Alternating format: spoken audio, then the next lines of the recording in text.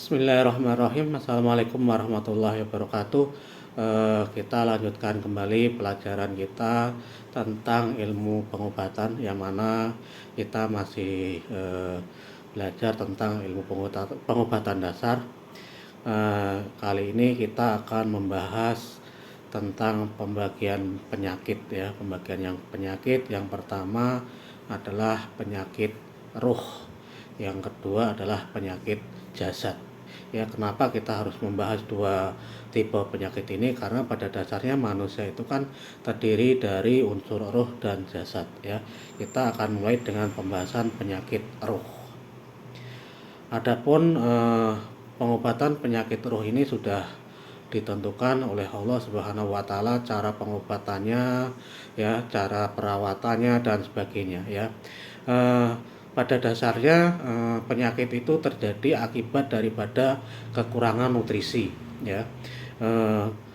Baik itu roh maupun jasad, keduanya sama-sama membutuhkan nutrisi untuk menjaga kelangsungan hidupnya, ya.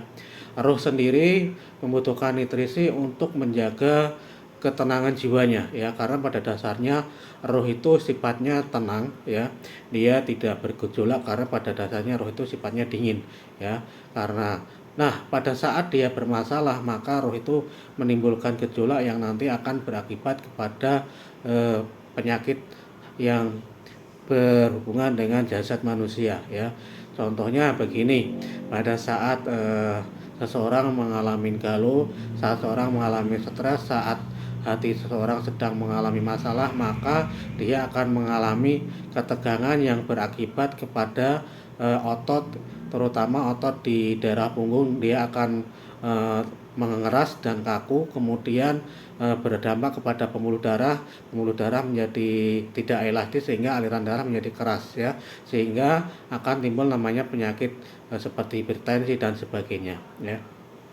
Kembali ke pembahasan roh, ya. Roh ini menjadi urusan Allah, ya, karena tidak tahu di mana roh itu awalnya, ya, karena sudah menjadi urusan Allah. Nah, pada saat dia sudah ditiupkan kepada jasad manusia, maka disinilah tugas kita yang dititipkan roh pada jasad kita wajib untuk merawatnya, yang mana supaya roh ini tidak sakit, ada beberapa perawatan yang bisa dilakukan. Di antaranya apa? Tentunya dia harus mengikuti aturan dan petunjuk Rasulullah, ya. Roh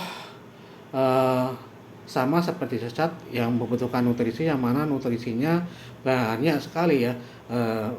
Menghadiri majelis taklim, melaksanakan perintah Allah Subhanahu wa taala, kemudian semua butuh gerakan, dia menguasai seluruh organ dan jasad tubuh manusia, ya. Maka dalam penjagaannya, yang roh yang berada di mulut, maka penjagaannya dengan membaca ayat-ayat Al-Quran, berbicara yang baik dan sebagainya. Kemudian yang berada di telinga, kita gunakan untuk mendengarkan ayat-ayat Allah. Kemudian yang berada di mata, kita gunakan untuk melihat kebaikan-kebaikan. Yang berada di kaki kita gunakan untuk melangkah ke tempat-tempat yang diridhoi Allah, seperti ke masjid, ke majelis taklim dan sebagainya. Nah, pada saat roh ini tidak terpenuhi nutrisinya, maka dia akan berontak, dia akan mengalami gangguan, yang mana gangguannya dia akan mengalami kegalauan, ketidaktenangan, yang mana seperti saya katakan tadi, dia akan membawa efek kepada jasad kita. Salah satunya akan menimbulkan berbagai penyakit yang seperti penyakit-penyakit pada umumnya, seperti hipertensi, diabetes dan sebagainya. Nah, setelah kita rawat, ya, dengan baik, maka kondisi roh itu akan kembali dengan normal, ya. Maka tidak lain dan bukan jika seseorang mengalami gangguan penyakit roh, ya, roh yang sakit, maka mau nggak mau dia harus mengikuti petunjuk Allah dan Rasulnya, ya. Seperti apa? Ya, seperti saya jelaskan tadi, karena roh ini sudah menjadi ketentuan Allah bahwa sebelum dilahirkan ke dunia, dia terikat sebuah perjanjian yang akan tunduk, patuh dan taat pada Allah Subhanahu wa taala, ya. Jadi sekali lagi, cara pengobatan penyakit roh ini tidak lain dan tidak bukan, ya, mengikuti petunjuk Allah dan Rasulnya, ya. Sementara kita cukupkan sampai di sini. Kita akan sambung pada lain kesempatan. Terima kasih.